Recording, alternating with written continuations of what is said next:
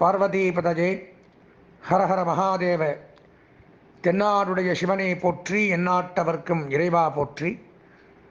குணமிகு வியாழ குரு பகவானே, மனமுள வாழ்வு மகிழ்வுடன் அருள்வாய். ப்ரஹஸ்பதி வியாழ குரு பரமநேசா, கிரக தோஷமின்றி கடாட்சித்து அருள்வாய். தேவானாம் ச ரிஷீனாம் ச குரும் காஞ்சன சந்நிபம், புத்திபூதம் திரிலோகேஷம் தம் நமாமி ப்ரஹஸ்பதிம். சுராச்சாரியாஜ வித்மகே சுரஸ்ரேஷ்டாஜ தீமகே தன்னோ குரு பிரச்சோதயாத். அன்பார்ந்த எங்களுடைய ஆத்ரேயா தொலைக்காட்சி நேயர்களுக்கு உங்களுடைய ஜோதிட ஆச்சாரியர் ஜோதிட குரு சிவஸ்ரீ டி சரவணமாணிக்க சிவாச்சாரியர், எம்ஏ அஸ்ட்ராலஜர், காஞ்சி காமகோடி பீடம், வேத சிவாகம பாடசாலை, சங்கரமடம், காஞ்சிபுரம். அலைபேசி 9865098370. அடியனுடைய பணிவான வணக்கங்கள் மற்றும் ஆசீர்வாதங்கள். அன்பார்ந்த எங்களுடைய சித்திரை, சுவாதி, விசாகம் ஆகிய நட்சத்திரத்தில் பிறந்த துலாம் ராசி நேயர்களுக்கு வணக்கம். நாம் காண இருக்கக்கூடிய இந்த பதிவு அப்படின்னு பார்த்தோம்னால், ஆண்டிற்கு ஒரு முறை பயிற்சியாகக்கூடிய குரு பகவானுடைய பயிற்சியை பற்றி தான். அதாவது குரு பகவான் வருகின்ற 1/5/2024 அன்றைய தினம் மாலை 5:10 அளவிற்கு மேஷம் ராசியிலிருந்து ரிஷபம் ராசிக்கு பயிற்சியாகிறார். அது சமயம் நமது துலாம் ராசிக்கு என்னென்ன நன்மை தீமைகள் செய்வார் அப்படிங்கிறத பார்க்குறோம். பொதுவாக குரு பகவான் அப்படிங்கிறவர் நவக்கிரகத்தில் மிகவும் முக்கியமானவர். உத்தியோகம், தொழில், வியாபாரம், திருமணம், குழந்தை பாக்கியம், கல்வி, செல்வம், வீடு, மனை இதெல்லாம் அனுகிரகம் பண்ணக்கூடியவர் அவர் தான். குரு பார்க்க கோடி நன்மை அப்படின்னு சொல்லுவாங்க. அப்பேற்பட்ட அந்த குரு பகவானுடைய பெயர்ச்சி அப்படிங்கிறது வருடத்திற்கு ஒரு முறை நடக்கும். ஒரு ராசியை விட்டு மற்றொரு ராசிக்கு போவார். அதுக்கு பேர் கோசார பலன்கள் அப்படின்னு பேர். கோன்னா கிரகங்கள், சாரம்னா நகருதல், மூவாகிறது, பயிற்சி ஆகுதுன்னு அர்த்தம். அப்போ ஒரு ஆண்டுக்கு ஒரு முறை ஒரு ராசியை விட்டு பயிற்சியாகக்கூடிய குரு பகவான் நமது ராசிக்கு என்ன பண்ணுறாருன்னு பார்க்குறதுக்கு முன்னாடி, இது கோச்சார பலன்கள் தான். நான் எப்பவும் சொல்கிறது தான். கோச்சார பலன்கள்ங்கிறது துலாம் ராசியில் பல கோடி பேர் இருக்கலாம் இந்த உலகத்தில். அவங்களுக்கெல்லாம் பொதுப்படையான பலன். அது போக அவரவர்களுக்கென்று ஒரு சொந்த ஜாதகம் இருக்கும். அந்த ஜாதகத்தில் குரு பகவான் எங்கே இருக்கார், என்ன நன்மை தீமைகள் செய்கிறாருங்கிறதையும் பார்க்கணும். இப்போ இந்த குரு பயிற்சி பலனில் துலாம் ராசிக்கு நல்லதும் வரலாம், கெட்டதும் வரலாம். பட் அதில் எந்த இடத்துல இருக்குது, இவங்க கொடுக்குற நன்மையை ஏற்றுக்கொள்ளக்கூடிய இடத்துல அந்த குரு இருக்காரா, அல்லது இவங்க தீமை செய்தாலும், கோச்சார ரீதியாக தீமை செய்தாலும் அதை நன்மையாக மாற்றக்கூடிய இடத்துல குரு பகவான் இருக்காரா அப்படிங்கிறத நம்ம முதல்ல தெரிஞ்சுக்கணும். அதற்கு என்ன பண்ணணும் அப்படின்னு பார்த்தோம்னா, இந்த மாதிரி பயிற்சி காலகட்டங்களில் அவசியம் அவரவர்களுடைய சொந்த ஜாதகத்தை ஒரு முறை பார்த்துறது நல்லது. அப்போ அந்த சொந்த ஜாதகம் பார்க்க நாம் என்ன பண்ண வேண்டும் என்று பார்த்தால், என்னுடைய அலைபேசி எண்ணை தெரிவிக்கிறேன். தாராளமாக அந்த எண்ணிற்கு தங்களுடைய ஜாதகத்தை அனுப்பி வைக்கலாம், அல்லது date of birth, time of birth, place of birth இதெல்லாம் அனுப்பலாம். அனுப்பினால் சொந்த ஜாதகத்தை தெளிவாக கணித்து இந்த குரு பயிற்சி பலன்கள் மட்டுமில்லாமல் வாழ்க்கையில் என்னென்ன பிரச்சனைகள், அதுக்கு என்னென்ன தீர்வுகள், இதெல்லாம் முறையாக தெரிஞ்சுக்கலாம். என்ன தசாபுத்தி நடக்குது, இப்படியெல்லாம். என்னுடைய அலைபேசி எண் அப்படின்னு பார்த்தீங்கன்னா 9865098370, 9865098370. இந்த எண்ணிற்கு தாராளமாக தொடர்பு கொண்டு நீங்கள் சொந்த ஜாதக பலாபலன்களை தெரிந்து கொள்ளலாம். அதுபோக குரு பயிற்சி பலன்கள் அப்படின்னு இப்போ பார்க்க ஆரம்பித்தோம்னா, நான் சொல்லக்கூடிய பலன்கள் நானாக சொல்கிறதில்லை, என்னுடைய கருத்து இல்லை. இந்த சித்தர்கள்னு கேள்விப்பட்டிருப்பீங்க. அந்த சித்தர்கள் 18 வகையானவர்கள். அந்த 18 வகையான சித்தர்களில் புலிப்பாணி சித்தர் அப்படிங்கிறவர் தான் இந்த நாம் சொல்லக்கூடிய பலாபலன்களை சொன்னவர். அவருடைய ஜோதிட அரிச்சுவடி, ஜோதிட ஓலைச்சுவடிகளில் இந்தந்த இடத்துல குரு பகவான் சஞ்சரித்தால் இன்னென்ன பலாபலன்களைத்தான் தருவார் அப்படின்னு அவர் அன்றைக்கி எழுதி வைத்து இப்போ பாடலில் எழுதி வச்சுட்டு போனது, விளக்க உரைகள் தந்துட்டு போனது தான் நான் உங்களுக்கு வழங்குகிறேன். அந்த பலாபலன்களை தான் இப்போ பார்க்குறோம். பொதுவாக துலாம் ராசி அப்படின்னு எடுத்துட்டால், கடந்த ஆண்டு 7ஆம் இடத்துல சிறப்பான இடத்துல இருந்தார், உங்களுக்கு நன்மைகள் தந்து கொண்டிருந்தார். தற்சமயம் வரக்கூடிய இடம் அப்படின்னு பார்த்தோம்னால் 8ஆம் இடம் அப்படின்னு சொல்லக்கூடிய இடத்துக்கு வரார். அது அவ்வளவாக நன்மைகள் அப்படிங்கிறது எதிர்பார்க்க முடியாது. இருந்தாலும் விளக்கமான விரிவுரையை சொல்கிறேன். பொதுவாக கஷ்டங்களும் வரும், நன்மையும் வரும்.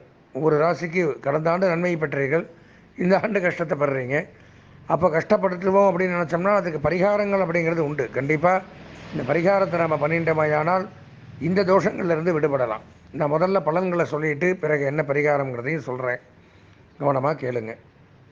அவர் பாடின பாடல் புலிப்பாணி சித்தருடைய பாடல். இம்மை எட்டினில் வாலி பட்டமிழந்ததும் நாடப்பா ஜென்மனுக்கு நமனால் கண்டம் நலம் தப்பும் பொருள் சேதம் அரசர் தோஷம் விளங்கவே வெகுபஜமாம் விளைவு போமே அப்படின்னு பாடியிருக்கார். இப்போ இம்மை எட்டினில் இந்த எட்டில் குரு பகவான் வரும் பொழுது தான் வாழி பட்டம் இழந்தாராம். வாலிங்கிறவன் அண்ணன், சுக்ரீவங்கிறவன் தம்பி. சுக்ரீவன் வாலியை ஏமாற்றி பலசாலி ராஜாங்கத்தையே பிடிங்கின்னு போய் ஆட்சி பண்ணுறார். அப்போ ராமர்கிட்ட போய் வாலி பார்த்து பேசி, இந்த ராமாயண காலத்தில் பார்த்தீங்கன்னா தெரியும், ராமர் சுக்ரீவனை மறைந்திருந்து அம்பு விட்டு கொன்று விட்டு வாலிக்கு மீண்டும் ராஜ்யத்தை வாங்கி கொடுக்குறார். அந்த பட்டம் இழந்தது, தன்னுடைய ராஜ்யத்தையே அரசாங்கத்தையே இழந்த நேரம் இந்த குரு பகவான் எட்டில் வந்த பொழுது. சரிங்களா? நாடப்பா ஜென்மனுக்கு நமனால் கண்டம். எட்டில் இருக்கும் பொழுது எட்டாம் இடம் அப்படிங்கிறது ஆயுள் ஸ்தானம். அந்த இடத்துல குரு வரும் பொழுது திடீர் கண்டங்கள் ஏற்படும், உடல்நலக் கோளாறுகள், கண்டங்கள் இதெல்லாம் வருமா. நலம் தப்பும், நான் தான் சொல்லிட்டேனே, நலம் தப்பும்னா மருத்துவ செலவு அப்படிங்கிறது அவசியம் வரும். பொருள் சேதம், இருக்கிற பொருள்லாம் அழிஞ்சு போகும், பொருள் சேதம் உண்டாகும். அதை வச்சு சாப்பிட்றது, நகை நட்டுக்களை இந்த மாதிரியெல்லாம் தான் ஏற்படும், அதான் பொருள் சேதம். அரசர் தோஷம், அரசாங்க பகை அப்படிங்கிறது ஏற்படும். போலீஸு, கோர்ட்டு கேஸு, நீதிமன்றங்கள், சட்டம் இந்த மாதிரி பிரச்சனைகளை உண்டாக்கும்.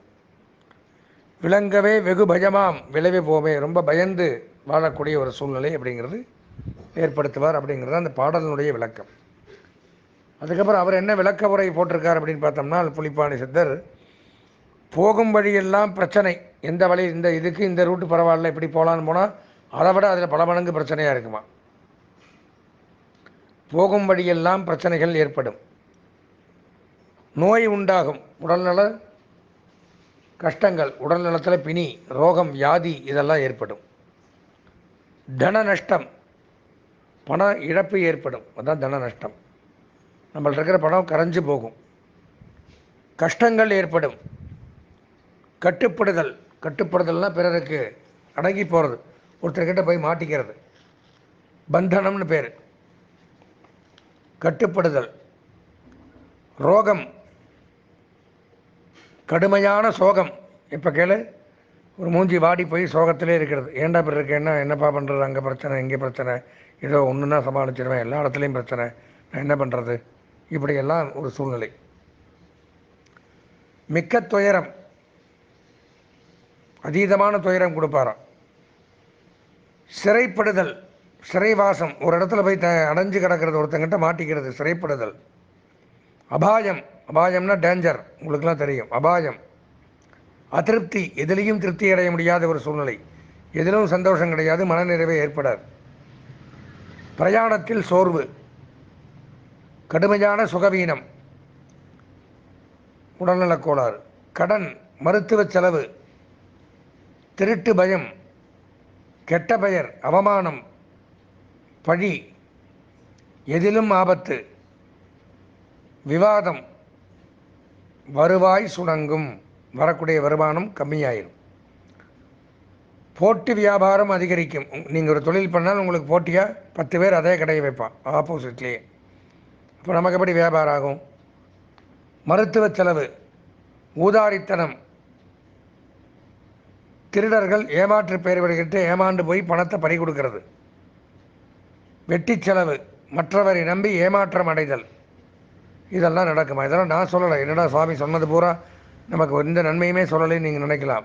நான் தான் முதல்ல சொன்னேன், புலிப்பாணி சித்தர் என்ன உண்டோ இந்த இடத்துல குரு வந்தால் இதுதான் நடக்கும் அப்படின்னு எழுதி வச்சுட்டு போயிருக்கார்.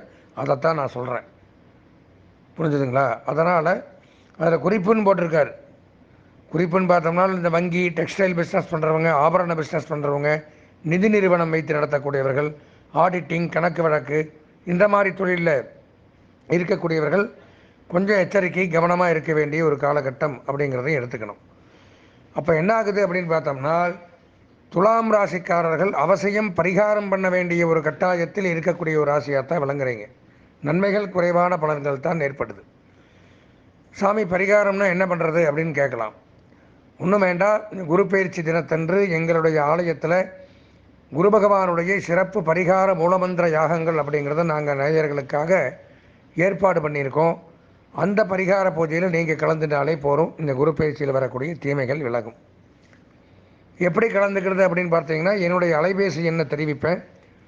அந்த எண்ணில் தங்களுடைய பெயர், நட்சத்திரம், ராசி, வீட்டு முகவரி இவை அனுப்பி வைத்துவிட்டு பூஜை கட்டணமாக, யாக கட்டணமாக, சங்கல்ப பரிகார கட்டணமாக ரூபாய் 251 251 இதை மட்டும் கூகுள் பே அல்லது ஃபோன்பே பண்ணினால் அன்றைய தினம் தங்கள் பெயரில் பூஜைகள் செய்யப்பட்டு உங்கள் வீட்டு விலாசத்திற்கு ஹோம விபூதி, ஹோம குங்குமம், ஹோமத்தில் வைக்கப்பட்ட அந்த மை, கருப்பு மை மற்றும் முடிகயிறு, மந்திரித்த கயிறு இவை அனுப்பி வைக்கப்படும்.